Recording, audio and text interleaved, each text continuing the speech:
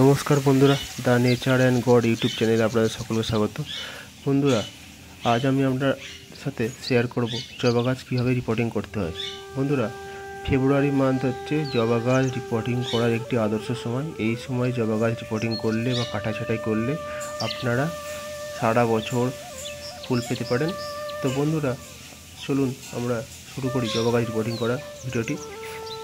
বন্ধুরা, জবা গাছ রিপোর্টিং করার জন্য বা জবা গাছ প্রতিস্থাপন করার জন্য কীরকম মাটি তৈরি করতে হয় তা আপনাদের সাথে আজকে শেয়ার করব।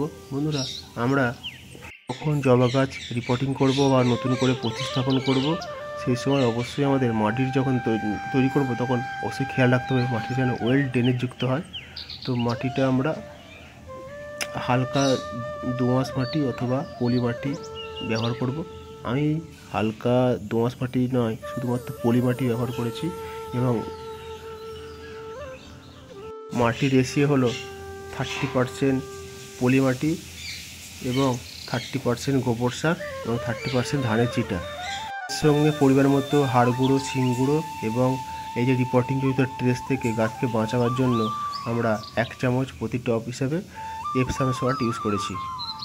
জবা গাছ রিপোর্টিং করার সময় বা নতুন করে প্রতিস্থাপন করার সময় আপনারা অবশ্যই খেয়াল রাখবেন যে প্যাকেটে গাছটি আছে বা টবের সাইজ অনুযায়ী আপনারা নতুন করে টব নির্বাচন করবেন, না হলে সমস্যা হবে। ফুলটি বেশি হয় নতুন বাগানিদের ক্ষেত্রে। এটি আমার একটি 4 ইঞ্চি গ্রো ব্যাগে ছিল, তাই আমি একটি 8 ইঞ্চি প্লাস্টিকের পট ইউজ করছি। মাটিগুলো হালকা করে ছেঁটে দিয়ে সামান্য শিকড়গুলোকে বার করে নিয়ে ধীরে ধীরে এই গাছটি আমরা পটে সেট করে লাগিয়ে নিয়ে মাটিগুলো ভালো করে ঠুসে নিতে হবে এবং কোনোভাবে যেন হাওয়া বা বাতাস প্রবেশ করতে না পারে সেইভাবে লক্ষ্য করে আপনাকে গাছটা রিপোর্টিং করতে হবে।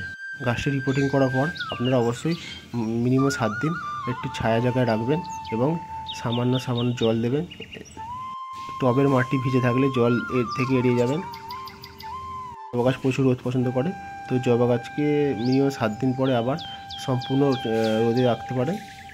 এবং এই জবা গাছ রিপোর্টিং করার 1 মাস পর থেকে আপনারা প্রতি টব প্রতি 1 চামচ করে পটাশ সার ব্যবহার করবেন, তাহলে প্রচুর পরিমাণে ফুল পেতে পারেন। এবং এর সঙ্গে পটাশের সঙ্গে সামান্য পরিমাণে জিপসাম সিঙ্গেল সুপার ফসফেট ব্যবহার করতে পারেন প্রচুর পরিমাণে ফুল পাওয়ার জন্য।